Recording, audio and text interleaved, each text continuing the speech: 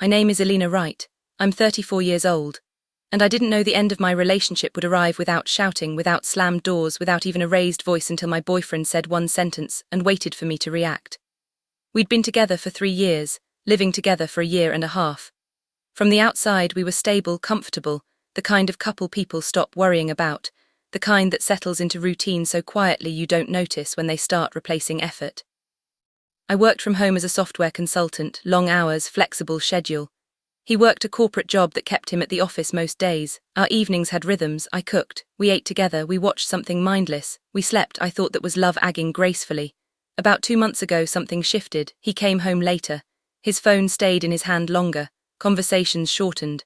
When I asked about his day, I got summaries instead of stories. When I suggested weekend plans, he was tired or busy or maybe later. I noticed, I didn't push. I told myself people go through phases, stress, burnout, temporary distance. Last Tuesday he came home around 8:00 p.m. I was in the kitchen making pasta. His favourite, I'd memorised it years ago, how he liked the sauce thick, how he hated overcooked noodles. It was muscle memory by now. Love translated into habit. He dropped his bag by the door and didn't come into the kitchen. That was the first real warning. "Can we talk?" he asked from the living room. I turned off the stove. "Sure, what's up?" We sat across from each other. He looked composed, prepared. "I've been thinking a lot," he said. "About us, about how I feel." I waited. "I don't feel romantic feelings anymore." The words didn't explode, they landed, flat, quiet, final. My chest tightened, my hands went cold, and my mind strangely went calm. "Okay," I said. He blinked. Okay, that's it, you're not going to say anything." "What would you like me to say?" I asked gently. "That you're wrong about your own feelings." He frowned. I thought you'd be more upset." "I am," I said, "but arguing won't bring feelings back." He shifted, uncomfortable. This wasn't the reaction he'd prepared for. "I don't want to break up," he said quickly. "I still care about you, I just don't feel in love, but we have this apartment, a life, I don't want to throw that away." "So you want to stay together?" I said slowly, without romantic feelings. "I want to see if they come back." I thought about waiting, about staying, about continuing to prove my worth while he decided whether I was still worth loving. "Sure," I said, "we can see what happens." Relief flooded his face.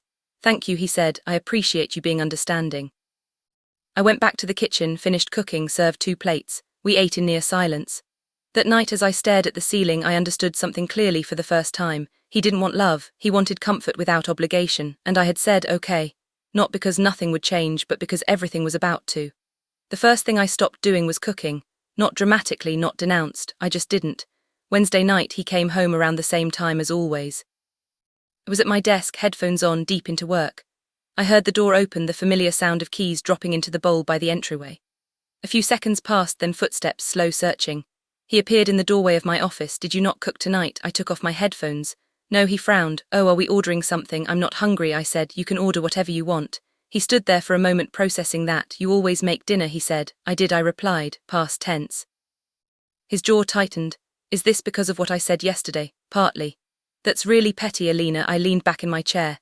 "Is it? You're mad, so you're punishing me." "I'm not punishing you," I said calmly. "I'm adjusting to what?" "To the reality you explained to me. You don't have romantic feelings for me." "Cooking dinner every night is something I did for a romantic partner. We're not that anymore." He crossed his arms. "We're still together. You don't love me," I said. "You just don't want to move out. That's not fair, isn't it?" He opened his mouth, then closed it again. He ordered takeout and ate alone in the bedroom. Later I heard him on the phone, voice low, sharp at the edges. I didn't need to hear the words to know the tone. Complaint, frustration, validation seeking. Thursday morning I made coffee. 1 cup, mine. He came into the kitchen, still half asleep, hair damp from the shower. "Is there more coffee?" he asked, peering into the pot. "There is," I said. "You didn't make me a cup, you can make one." He stared at me. "Seriously, what? You always make my coffee." "I always did," I corrected, "because I wanted you to start your day feeling taken care of. And now it's just coffee." He slammed the cabinet harder than necessary. "This is childish. It's consistent," I said. "You're punishing me for being honest." "No, I'm matching my behavior to the relationship you described." He made his coffee in silence, left without saying goodbye. I sat back down at my desk, heart pounding, unsure whether I was being cruel or finally honest. By the weekend, the absence had grown teeth. Saturday morning, he asked, "What are we doing today?" "I have errands, meeting a friend for lunch." "What about us? What about us? We always do things together on weekends." "We did," I said, "when we were in a romantic relationship." His face fell. "We still are. Then what's different?" He didn't answer. I left at 10:00, ran errands, laughed with my friend over lunch. When she asked how things were going, I told her everything. She was quiet for a long moment. So he wants all the benefits, she said slowly without the emotional investment. That's how it feels. And you're just stopping. I'm stopping pretending, I said. When I got home, the apartment looked exactly as I'd left it. No dishes done, no laundry folded. He was on the couch scrolling, waiting. I worked for a few hours. Around 600 he emerged dressed to go out. I'm meeting friends for dinner. Okay, you're not going to ask where? No, why not? Because you're an adult. That's not what I meant. You used to ask because you cared. I cared when we were romantically involved. I said now I'm just someone you live with. He stared at me like I'd slapped him. He left. I ordered food for myself, ate alone. He came back around 11:00, hovering in the doorway of the bedroom. Did you eat? Yes. You didn't wait for me. Why would I? We usually eat together. We used to. You're being cruel. I'm being honest. I could tell he was crying when he turned away in bed. Part of me wanted to reach for him. The bigger part knew that was the trap. Comfort him, care for him, prove my worth while he decided if I deserve love again. No, Sunday morning, he finally snapped. I was making breakfast. 1 plate. You're not making me anything, he demanded. I made enough for one. This is ridiculous, he said. You're treating me like I don't exist. No, I replied, I'm treating you like someone who doesn't have romantic feelings for me. There's a difference.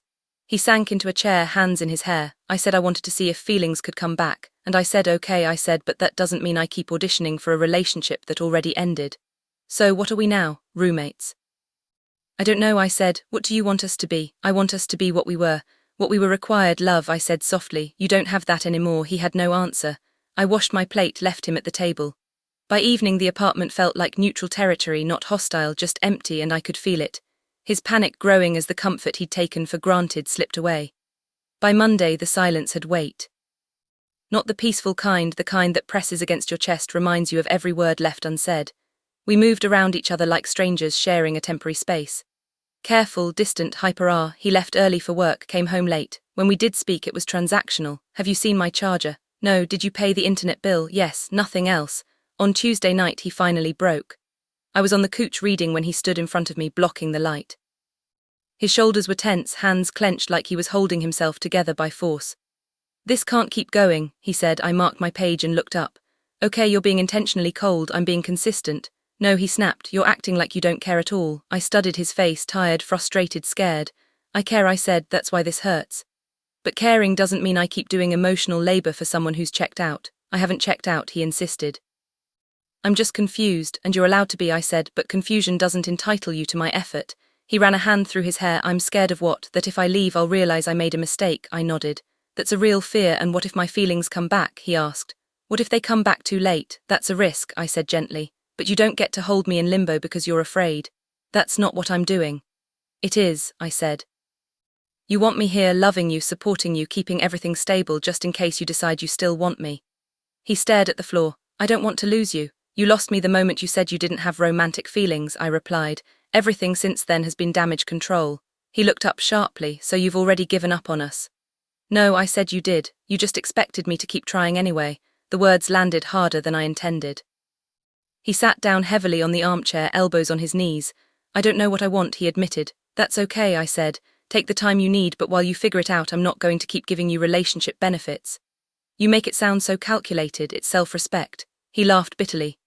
So what? I don't deserve kindness unless I'm in love with you. That's not what I said, I replied. You deserve kindness. But intimacy, emotional caretaking, constant reassurance, partnership that comes with mutual romantic investment. He rubbed his face, eyes red. This feels like you're freezing me out. I'm not freezing you out, I said. I'm just not pretending anymore. For the rest of the week he spent more nights out than in.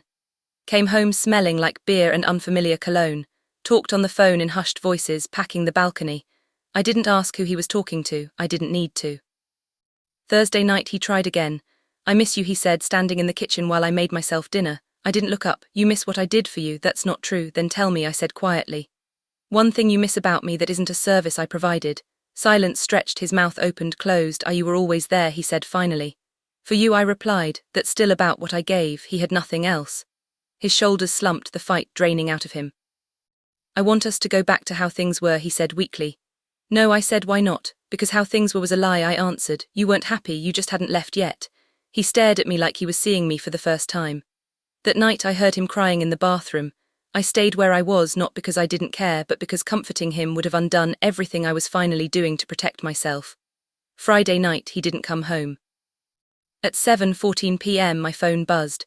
Staying with a friend tonight, need space to think. I stared at the message for a moment, then typed back a single word. Okay, no questions, no protest, no follow-up. The apartment felt different that night. Lighter, quieter, like a room after a storm has passed and the air finally settles. I cleaned, not aggressively, just intentionally, cleared counters, rearranged the living room slightly, moved things in ways that felt more like mine than ours. He stayed gone all weekend. By Sunday afternoon, I realized something unsettling and freeing at the same time. I wasn't anxious, I wasn't waiting. I wasn't bracing for his return like I used to when things were almost fine. When he finally came back Sunday night, it was around 9:00. He looked exhausted, eyes red, shoulders slumped like he'd aged 10 years in 48 hours. I need to tell you something, he said. I nodded. Okay.